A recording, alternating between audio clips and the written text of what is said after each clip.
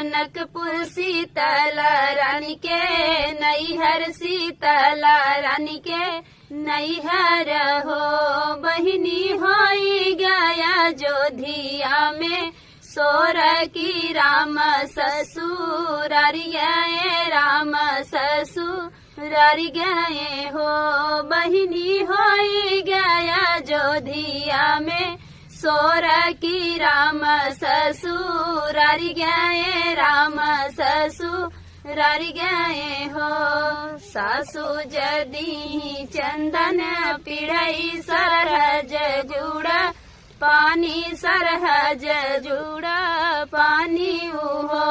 बहिनी जनक दी है आधा राज तबऊ रामा रूठई, तबऊ रामा रूठई हो। घर में से निकलिनी साता देवड़ी के ठाड़ भाई, देवड़ी के ठाड़ भाई हो। माई जराई जनकपुर के राजा जहाँ से रामा रूठई, जहाँ से रामा रूठई हो। माई जराई जनकपुर के राजा जहाँ से रामा रूठई, जहाँ से रामा रूठई हो। अरे अरे बेटी हो शीतल देई ऐसे जीनी, बोलाया ऐसे जीनी बोलाऊ हो। बेटी जरा है जनकपुर के राजा नैहर कहाँ, अबू नैहर कहाँ अबू हो।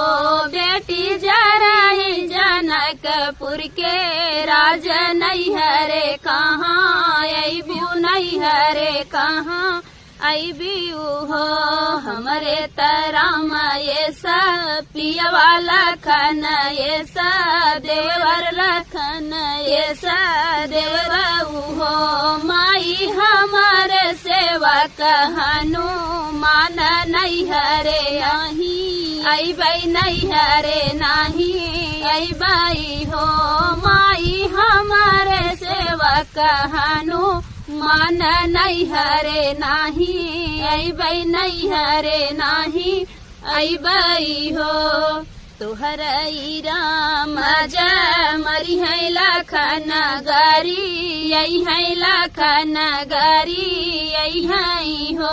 बेटी राम तोरा घर से नी करी है नवने नैहर, जाबू तजिया राजू झैबू तजिया राबू झैबू हो।